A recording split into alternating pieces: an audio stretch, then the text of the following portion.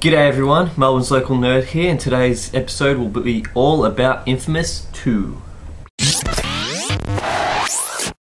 As you can tell by the title, Infamous 2 is the sequel to Infamous.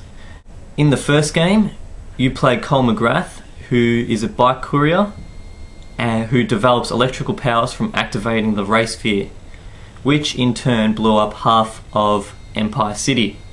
The bad guy in the first game was Kessler, who reveals at the end that he was trying to prepare Cole to make sure he was ready when he faced off against the Beast. After unsuccessfully battling the Beast at the start of this game, Cole, his mate Jake, and an NSA agent, Agent Quo, decide that they're going to escape to New Marais City, which is kind of New Orleans, but video game version. They soon find out that the Beast destroyed Empire City and is on a destroying rampage towards New Marais. Cole needs to make sure he's strong enough by the time the Beast gets there. Once they get to New Marais City, they find out soon enough that it's overrun by redneck militia and by mutated monsters. Now, just like the last game, you have a choice of being good or bad. You can be the good guy, save the people, be a hero, everyone will love you, I guess. Or you can be awesome like I did and be a total badass. I mean, why should you take care of these people? Half these people hate you because of all the propaganda, and it's not like you're getting anything in return out of it. What's also great is, in this game, if you've completed Infamous 1, you can also continue from that saved file. So if you ended the game as a good guy, you can choose to start this game as a good guy as well. Or if you completed it as a bad guy, you can start off with the bad guy and you have like the red lightning bolts and all those crazy ass powers. A great new improvement to this game is the introduction of melee combat. What I hated in the first game is you'd be running in and then you'd be ambushed and surrounded and everyone's really close and shooting at you with their guns and you could only go pew pew pew with your hand. In this one, they've improved it. You've got the amp. The amp is pretty much a baseball bat or cricket bat and you just whack the crap out of everyone. It's pretty awesome. So if you're running towards something and some guy just sticks his nose in the way, you can just boom, whack him in the face and continue running. New game means new abilities. So in this one, you got your good abilities, your bad abilities, and then you've got your neutral abilities, which is great. You've also got an option to switch out of your abilities. So you can press the pause button if you got time and you want to just make sure you're ready for the next battle. You want to have this attack for these types of situations.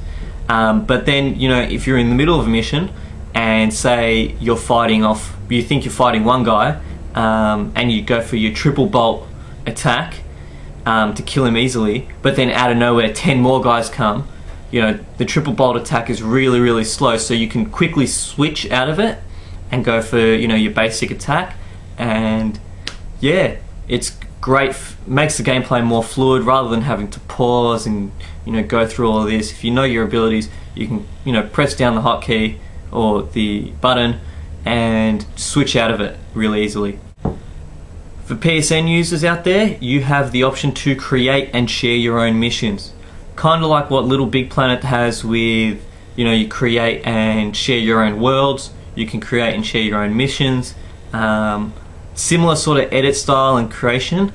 It takes a little time to get used to it, but once you start rolling out, you can pretty much do anything. I mean, I played one where it was kind of like Space Invaders, and all the bad guys were floating down towards me, but I had to make sure I could kill them before they hit the ground.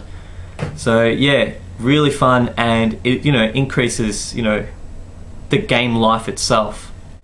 My one criticism to this game is climbing up walls and buildings. If you're gonna implement it, you have to do it right. Yet no game seems to be able to get it right. The only game that's come close to it is Assassin's Creed. Not the first one or the second one, probably Brotherhood. They've got it right, but you have to implement a more fluid structure. I mean, I could be trying to scale a wall, but you know, it's not really like you're climbing like, you know, in Assassin's Creed. You have to, if you want to go up, you have to jump. So I'm constantly tapping the X button to jump up this wall. It's called climbing, not jumping.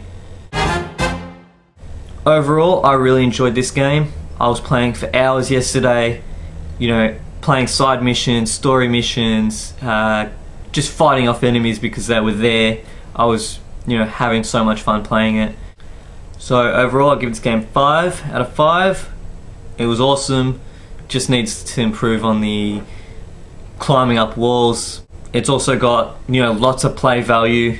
You can play as good, you can play as evil, create missions, play user submitted missions, so the shelf life of this game is going to last you. Like Little Big Planet #1, the shelf life of that is going to last you. So great to see that, you know, developers are giving that option to players. Just remember to, you know, like down below, subscribe up the top, share with your friends, and you know, maybe this show can, you know, really kick off. And yeah, I will see you next time. Laters.